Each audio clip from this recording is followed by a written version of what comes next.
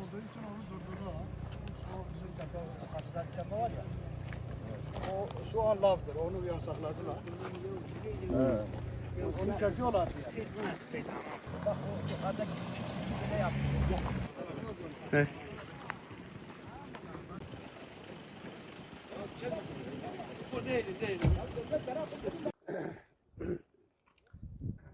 Bismillahirrahmanirrahim. Değerli vatandaşlarımız, şu an Diyarbakır Çınar ilçemizin Çömçeli köyündeyiz. Yani Husika köyündeyiz. Buradaki vatandaşlarımızla bir aradayız.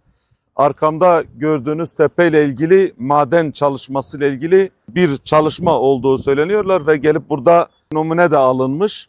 Ancak buradaki köylülerin hiçbiri bu konuda rızaları yok. Yani vatandaşlar bunu kabul etmiyorlar. Çünkü diyorlar burada bir maden çalışmasının yapılması demek bu tüm evlerin, köylerin, hayvanların, herkesin rahatsız olması demektir. Burada oluşan toz, toprak aynı şekilde burayı ciddi bir şekilde mağdur edecektir.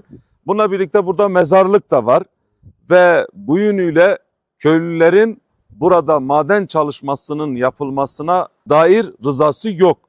Ve köylülerin rızası alınmadan böyle bir şekilde üstten bir emirle, talimatla burada çalışmanın yapılması gerçekten ne bizlerin ne de köylülerin kabul edeceği bir durum değildir. Bu konuda köylülerin rızası yoktur. Köylülerin de mağdur edilmesi konusunda hiçbirinin de hakkı, hiç kimsenin de hakkı yoktur. Biz de bu meselenin takipçisi olacağız. Bu meseleyi meclise de taşıyacağız. Bu vatandaşlarımızın rızası alınmadan burada yapılan maden çalışmasının da doğru olmadığını her platformda da dile getirmeye devam edeceğiz. Yapılan bir çalışma sadece köylüleri mağdur etmiyor. Aynı şekilde orman örtüsü, gördüğünüz gibi burada ağaçlar var ve çoğu köylülerin hayvanları bile aslında burada otlanıyor. Buradaki yapraktan faydalanıyor, buradaki ottan faydalanıyor. Yani burada maden çalışması yapılması demek bir yönüyle köyün hayvanlarının da mağdur edilmesi demektir ve ormana da zarar verilmiş anlamını da taşır. Nedir? Şimdi burası köylerle bitişik bir yerde gerçekten ciddi bir şekilde problemlere sebep ediyor. Köyün buradan taşması demektir. Yıllardır ilk sefer bir vekil yanımıza geliyor. Yani Evet. bize şeref vermiş. Eyvallah. Biz çok memnun olmuşuz. Gerçekten yıllardır ilk sefer bir vekil aramızda görüyoruz.